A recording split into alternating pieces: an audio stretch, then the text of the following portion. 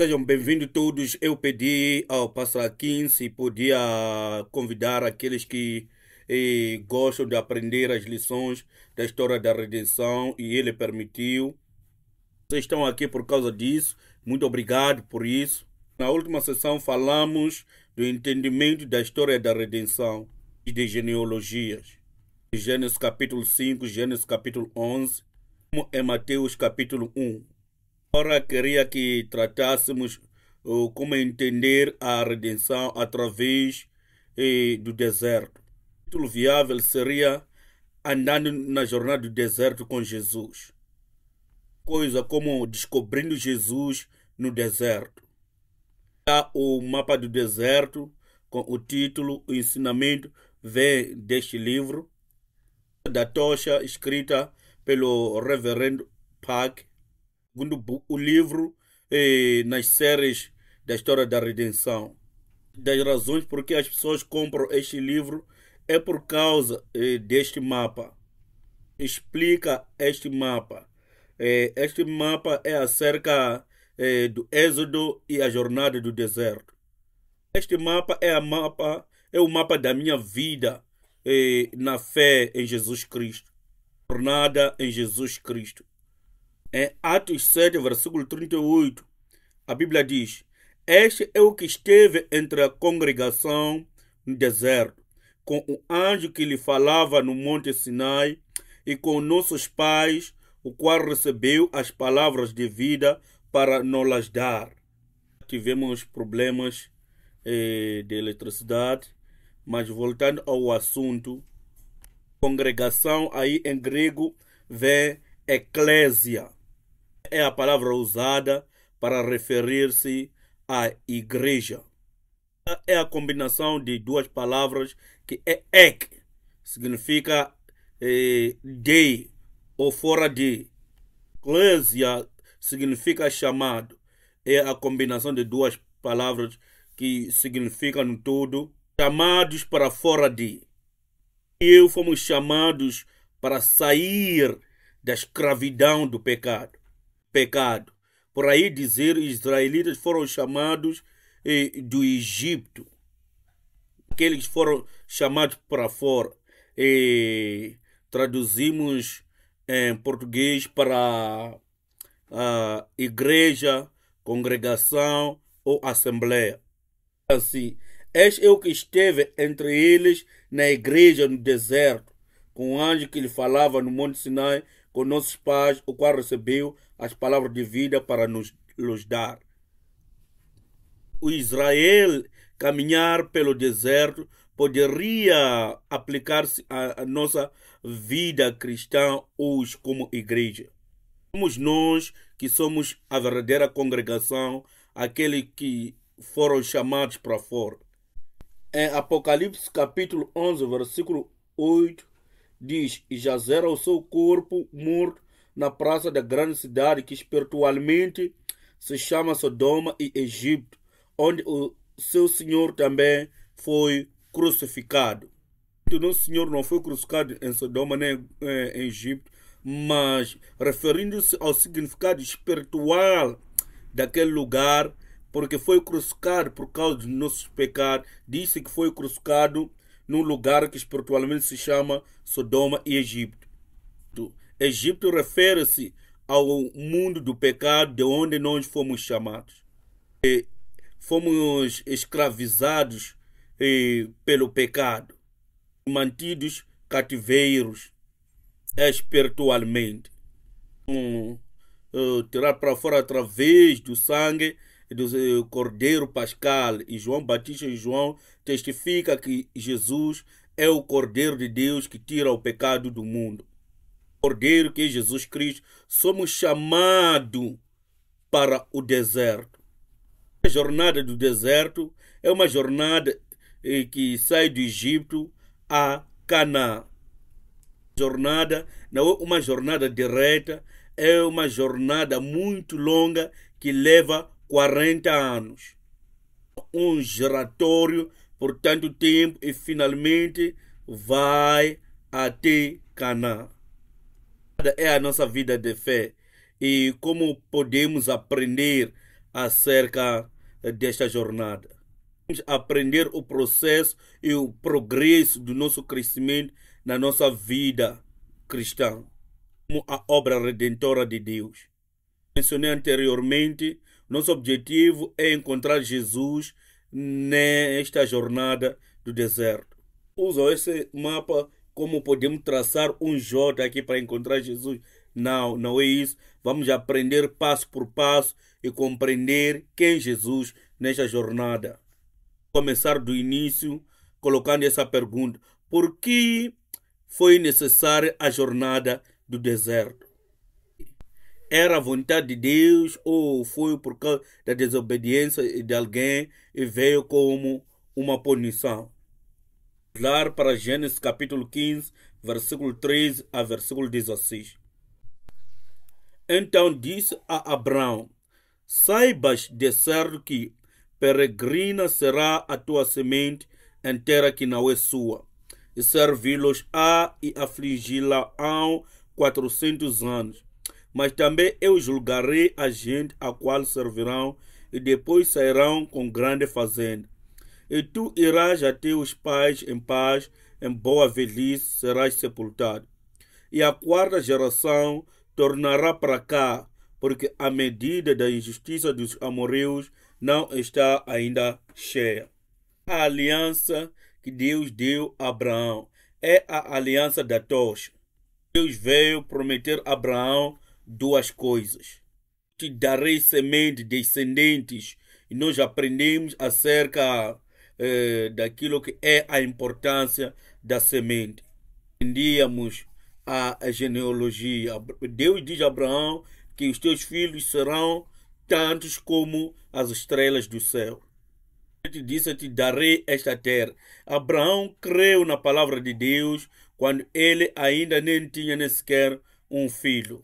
A crença de Abraão, Deus o considerou justo. O que você acha que seja tão fácil quando você tem uma idade de 90 a 100 anos e Deus te diz que terá os descendentes inumeráveis como as estrelas do céu ou como a areia do mar? Quer ter um único filho. Você pode crer nisso? Dizer: te dou esta terra. O que é mais fácil? Quando Deus diz: te darei muitos descendentes, Abraão crê, diz amém, e ele é considerado justo por causa disso. Mas quando Deus diz: te darei esta terra, Abraão começa a colocar perguntas. Como é que eu saberei que Deus me dará esta terra? Instrui Abraão a trazer um sacrifício. No versículo 12, e pondo-se o sol, um profundo sono caiu sobre Abraão, e eis que grande espanto e grande escuridão caíram sobre ele. É daí que Deus lhe fala a mensagem do versículo 13 a versículo 16. Já no versículo 17 e 18 diz: e sucedeu que, posto o sol, houve escuridão, e eis um forno de fumaça e uma tocha de fogo que passou por aquelas metades. Naquele mesmo dia, fez o Senhor um concerto com Abraão, dizendo: a tua semente tenho dado esta terra, desde o rio do Egito até ao grande rio Eufrates. Isso que é chamado de aliança da tocha, Deus fez da maneira como as pessoas faziam naqueles tempos, quando entravam em acordos. Daí vamos olhar para o contexto ou conteúdo desta aliança, no versículo 13 a 16. 13 diz: então disse a Abraão: saibas de certo que peregrina será a tua semente em terra que não é sua, e servi-los-á e afligi-las-ão 400 anos. Isto fala de Israel como escravo no Egito. Antes de Abraão ter um filho, Isaac, ou mesmo o Ismael, que os seus descendentes serão escravos numa terra estrangeira por 400 anos. Seguinte diz: mas também eu julgarei a gente a qual servirão, e depois sairão com grande fazenda. O que aconteceu? Quando os israelitas partiram do Egito, os egípcios deram suas posses e tesouros, assim como dinheiro. Havia falado acerca disso anteriormente. No versículo 15 diz: E tu irás a teus pais em paz, e em boa velhice serás sepultado. No 16, vamos meditar sobre isto. E a quarta geração tornará para cá, porque a medida da injustiça dos amorreus não está ainda cheia. Quarta geração, você voltará para cá. A cá refere-se aonde? Em Canaã. Deus diz que na quarta geração você voltará para aqui. Do Êxodo e jornada do deserto, voltando para Canaã. Aqui o índice ou a questão é a quarta geração. Está falando Abraão que a sua quarta geração, e isso significa que Abraão é a primeira geração. Falando da geração prometida, os descendentes verdadeiros, espirituais de Abraão, e isso refere-se ao Isaac como a segunda geração. Isaac teve 2 filhos. O primeiro é Esaú, o segundo é Jacó. Pois Jacó é que toma a bênção da primogenitura e assim recebe a herança da aliança. Já está aqui, porque Jacó tem 12 filhos e uma filha. E dentre eles, a quarta geração a quem Deus se refere. A quarta geração, voltareis para cá. E qual é a quarta geração? Quem é o filho de Jacó que voltou para Canaã? Vocês estão certos. Eu vejo que tem vergonha e humildade de não quererem responder. Vocês estão certos. Ninguém voltou. A geração toda morreu no Egito. E, portanto, ninguém. Então, a questão permanece. Quem é a quarta geração a que Deus se refere aqui para Abraão? Você pode pensar que seja o Judá, porque o Judá é o que continua a linhagem de acordo com a genealogia em Mateus capítulo 1. Esta genealogia em que Jesus Cristo nasce. 1 Crônicas capítulo 5, versículo 1, nos diz claramente que a primogenitura pertence a José. Ou seja, o primogênito é José. De acordo com a genealogia da fé, a explicação de Hebreus capítulo 11, acerca dos heróis da fé, encontramos que é José. Com o fluxo da continuação da fé, é José. Que quando falamos de aliança, o que é necessário para carregar a aliança é a fé. E nós poderemos ser chamados filhos de Deus, descendentes de Deus. Acerca de ti, mas no meu caso eu tenho certeza que 99,9% não tenho ligação judaica em mim. Tenho nenhuma chance de ser filho de Abraão. E através da fé, o apóstolo Paulo nos fala em Gálatas que através da fé em Jesus Cristo nos tornamos filhos de Abraão. Fé que te faz com que seja o verdadeiro filho. Deus, José é incluído e por ele declarado que teve a fé.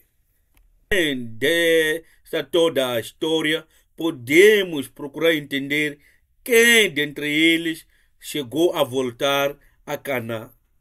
Teve um papel preponderante na volta para Canaã, que foi o José. Vamos nos voltar para Gênesis capítulo 50. Quando lemos em Gênesis capítulo 50, versículo 22 a 25, diz a Escritura: José, pois, habitou no Egito, ele e a casa de seu pai. E viveu José 110 anos. E viu José os filhos de Efraim, da terceira geração, também os filhos de Maquir, filho de Manassés, nasceram sobre os joelhos de José. E disse José a seus irmãos: Eu morro, mas Deus certamente vos visitará e vos fará subir desta terra para a terra que jurou a Abraão, a Isaac e a Jacó. E José fez jurar os filhos de Israel, dizendo: Certamente vos visitará Deus e fareis transportar os meus ossos daqui. Não para este tempo. Quanto tempo se passou? A até o tempo de Êxodo, a partir de Israel.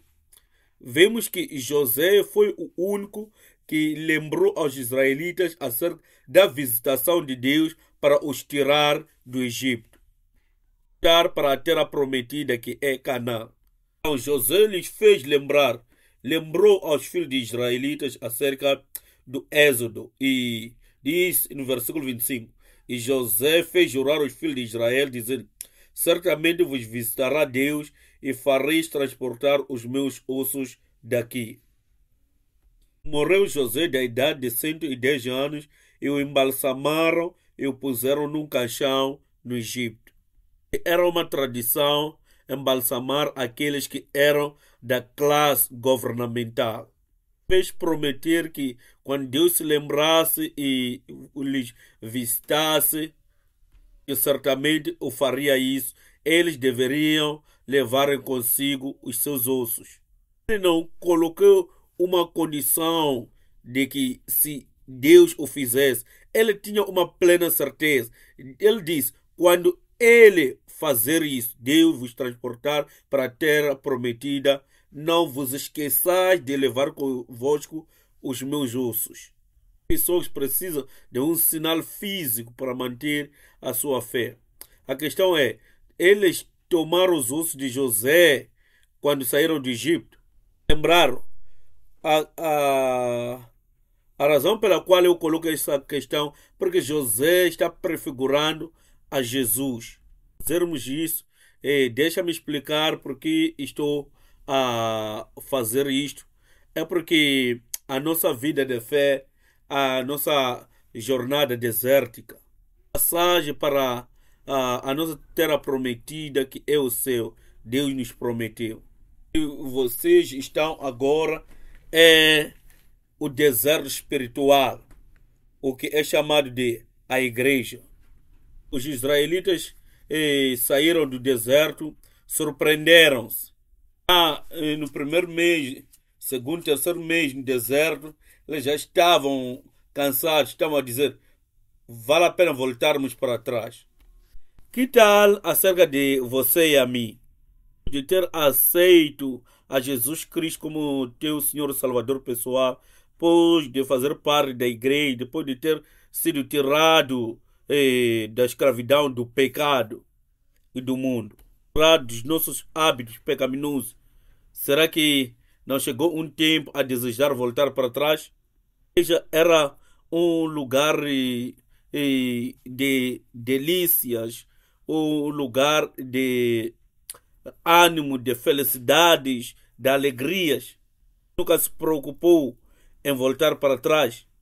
Há alguns que dizem, eu nunca pensei em voltar para trás. Não, não minta. Como um pastor, pode perguntar a qualquer um pastor, já quis voltar para trás? Verdade que sim. Penso que sim.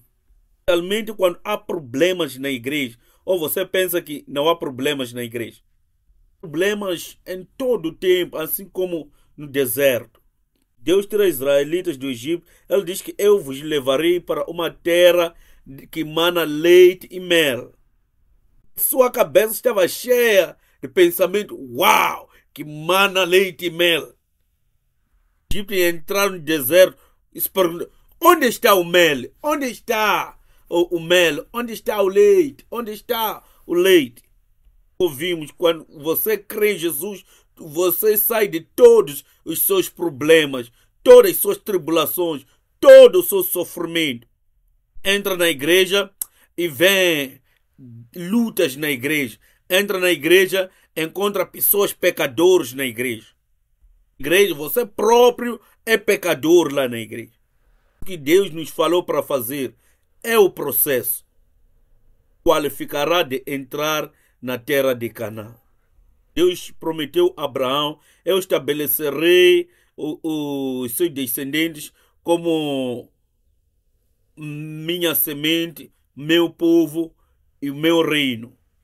Eles serão escravos na terra estrangeira, eu irei resgatar e os trarei de volta para aqui. No Egito se esqueceram totalmente disto, porque quando as gerações em 400 anos. No mínimo há mais de 10 gerações ou mais. Destas muitas gerações, a palavra de Deus foi esquecida. No Egito não poderiam ir à igreja, não poderiam adorar propriamente a Deus. Não poderiam santificar o sábado. As claras que eles seguiram a adoração de outros deuses, dos ídolos do Egito. Destas gerações, as promessas de Deus foram esquecidas. E foi o José que lembrou-se da aliança e falou ao seu povo. Os escolheu e estabeleceu esta vida no reino de Deus, mas nós nos esquecemos disso. Deus nos deu um sinal, como José veio e lhes deixou um sinal. Deixou os seus ossos e Jesus nos deixou o sinal da cruz e do seu sangue. Nos lembrasse, José disse: carregai os meus ossos convosco para Canaã. Disse: tome a minha palavra e recebei o meu Espírito Santo. Irá a Canaã. Fizeram. Quando olhamos para Êxodo 13, versículo 19, vemos que tomou Moisés os ossos de José consigo, porquanto havia estreitamente ajuramentado aos filhos de Israel, dizendo: certamente Deus vos visitará, fazei, pois, subir daqui os meus ossos convosco. O corpo de José não foi sepultado, foi embalsamado e colocado no caixão. Estivera aí esperando o êxodo para que fosse levado pelos israelitas na sua partida para Canaã. Nosso sinal para os israelitas. Eles tiveram sucesso em levar esses ossos até a terra de Canaã. A Bíblia está no silêncio, aqui em Números, em Levíticos, em Deuteronômio, quanto a este assunto. Mais tarde, quando entram na terra de Canaã, eles entram no processo de conquista da terra. E ele se estabelece é quando Josué morre. Em Josué capítulo 24, versículo 29 a 32 diz: e depois destas coisas sucedeu que Josué, filho de Nun, o servo do Senhor, faleceu, sendo da idade de 110 anos. Sepultaram-no no termo da sua herdade em Timnat-Sera, que está no monte de Efraim, para o norte do monte de Gás. Serviu, pois, Israel ao Senhor todos os dias de Josué, todos os dias de anciãos que ainda viveram muito tempo depois de Josué, e que sabiam toda a obra que o Senhor tinha feito a Israel. 32. Também enterraram em Siquém os ossos de José, que os filhos de Israel trouxeram do Egito, naquela parte do campo que Jacó compraram aos filhos de Amor, pai de Siquém, por 100 peças de prata, porquanto foram em herança para os filhos de José. Começa com os ossos de José e o final, como se fosse o auge. Lá vemos também uma decoração, os ossos de José sendo sepultados em Siquém. O significado que estes ossos tinham nesta jornada, para nós, em aplicação a Jesus. Como já mencionei anteriormente, é uma tipologia de Jesus Cristo, prefigura a Jesus Cristo.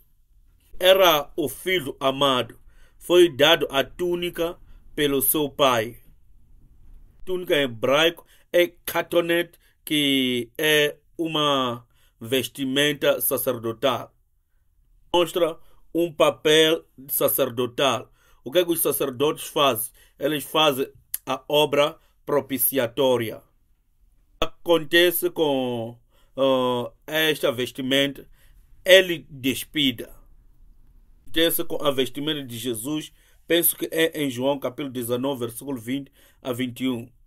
Ela é tirada, ele despida. Despida e é colocada o sangue. Significa o sangue de Jesus, o cordeiro sacrificial. José é traído pelos irmãos. Jesus veio para os seus. Jesus foi traído pelos seus, os familiares, seus irmãos. Quem é o representante dos seus irmãos? Quem teve a ideia de vender o José? Os irmãos queriam o matar, mas foi a ideia de Judas que disse: vamos vender, não vamos matar o nosso irmão. A ideia de vender a Jesus.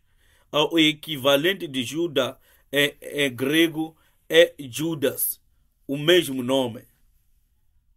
De dinheiros, pela prata, para José, para Jesus também, pelas moedas de pratas. Ele foi vendido, mas no entendimento do Pai está morto. Jesus foi literalmente crucificado. Uma história, ele foi entregue numa prisão. É como se estivesse a prefigurar a sepultura. E Jesus foi colocado na sepultura literal.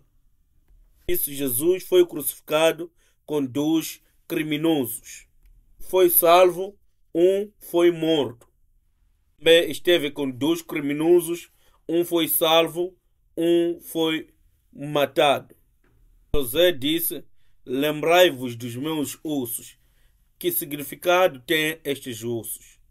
Gênesis capítulo 2, quando Deus criou a mulher da costela de Adão, disse: osso dos meus ossos. O que isso supostamente significa? Dissesse aos vossos esposos: você é ossos dos meus ossos. Que ela diria: é osso dos meus ossos. Se perguntar aos médicos da saúde, vão falar que nos ossos é onde o sangue é produzido pela medula. A estrutura do seu corpo pode ter carne e sangue. Sem os ossos isso não é nada. Estrutura e a própria essência. A palavra é usada em hebraico para referir-se também às estruturas ou à planta, em dizer que este é a imagem final do que está para se fazer aqui. É esta palavra que essa estrutura na arquitetura, essa estrutura final é a palavra osso. Esta é a própria essência. Isto é fundamental. É isto mesmo a que nos referimos. Isso que por último queremos ver aqui. Você é osso dos meus ossos. Ela está dizendo: você é a própria essência. É o centro do meu ser. Sua esposa, ela será impressionada. Naquele 37 só existem ossos que restaram ali. Os ossos, quando a palavra da vida lhes tocou, voltaram à vida. Evidentemente, no tempo de Páscoa, Deus instrui ao seu povo a não quebrar os ossos do cordeiro. Versículo 46 diz: numa casa se comerá, não levarás daquela carne fora da casa, nem dela quebrareis osso. E ninguém sabia disso. E sabe, quando você tem esta carne, este bife, este carneiro, o melhor é quando você come aquela parte nos ossos. Gostam da carne, a parte de ossos, mas diz que ninguém pode quebrar os ossos.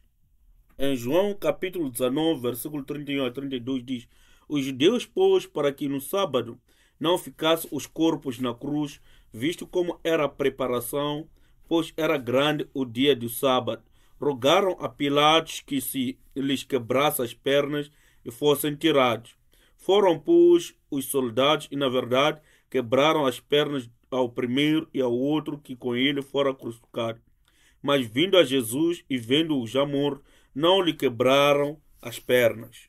Havia essa parte do descanso dos pés e como estavam sufocando na cruz, poderiam puxar-se de cima para baixo, continuamente tentando respirar, e isso fazia com que eles durassem mais tempo, tendo uma dor tremenda na cruz. Foi assim que aquilo tinha sido concebido. Se eles quisessem matar alguém na cruz, deveriam quebrar as pernas para que não tivesse mais força de se puxar, levantar para cima e para baixo. Ele decaía e morria. Quebraram os pés daqueles outros dois e, vindo a Jesus, encontraram que já estivera morto, não quebraram as suas pernas. No versículo 36 que tudo isso aconteceu para que se cumprisse as escrituras que dizem nenhum dos seus ossos fora quebrado. Também a outra escritura diz: eles verão aqueles a quem traspassaram.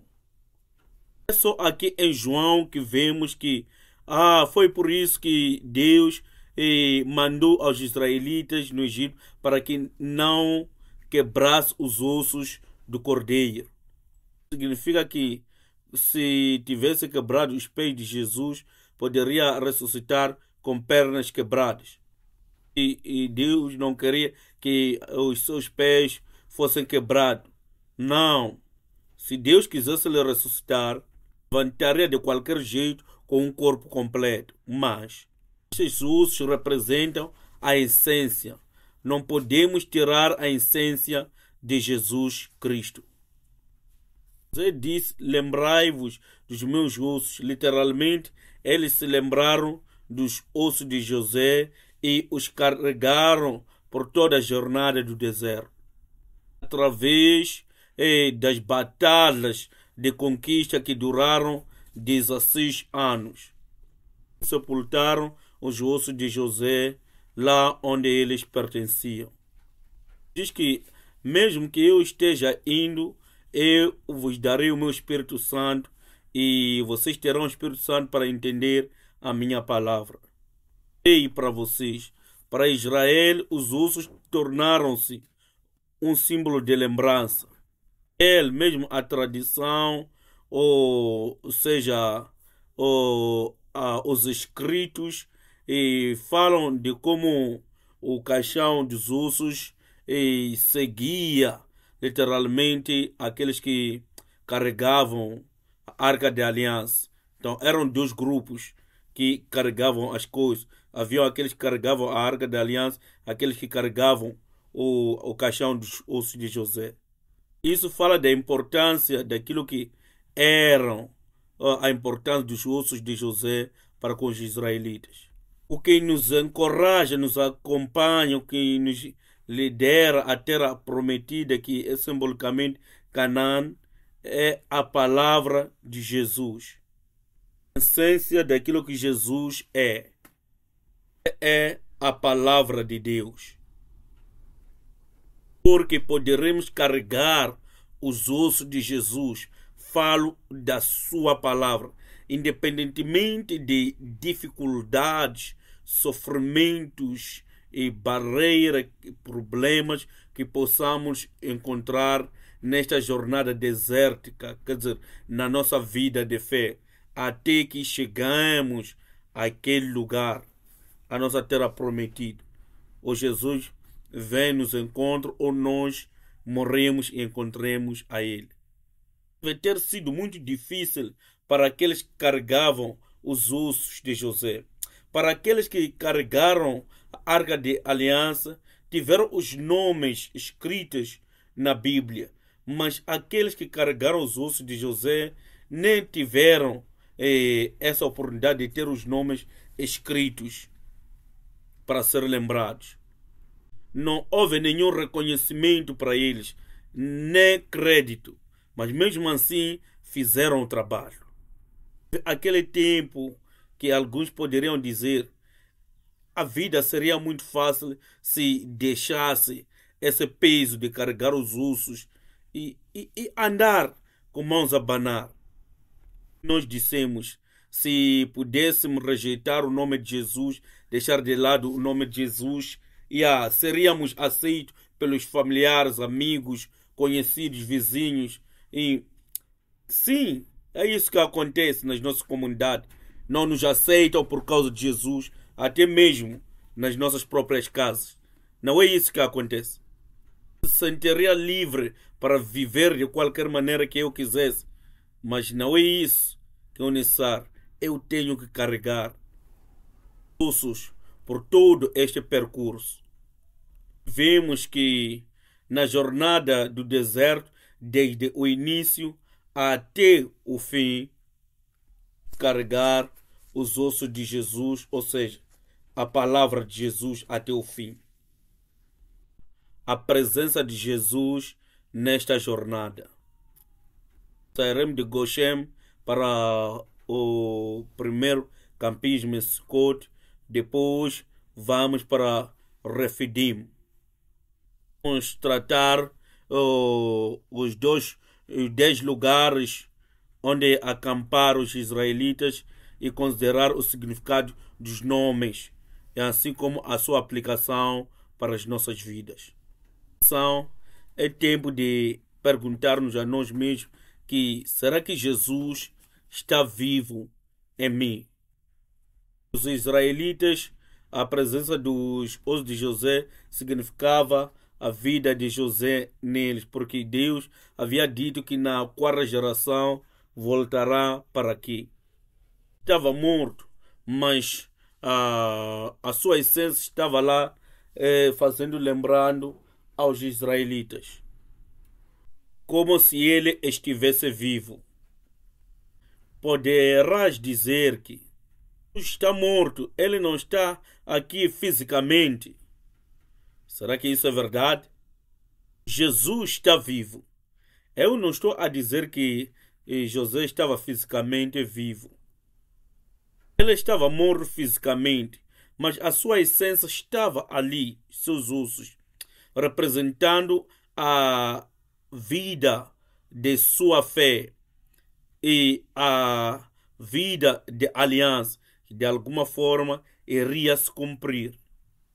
Jesus ressuscitou, ele está vivo e ascendeu para os céus, mas o seu espírito está aqui conosco. Vamos olhar para uma passagem antes de terminar. Está em Marcos capítulo 15. Agora, quando Jesus tinha sido crucificado, já estava morto, José de Arimateia veio. Ler em Marcos capítulo 15, versículo 43, 45. Chegou José de Arimateia, senador honrado, que também esperava o reino de Deus, e ousadamente foi a Pilatos, pediu o corpo de Jesus. E Pilatos se admirou de que já estivesse morto, e chamando o centurião, perguntou-lhe se já havia muito que tinha morrido. E tendo-se certificado pelo centurião, deu o corpo a José.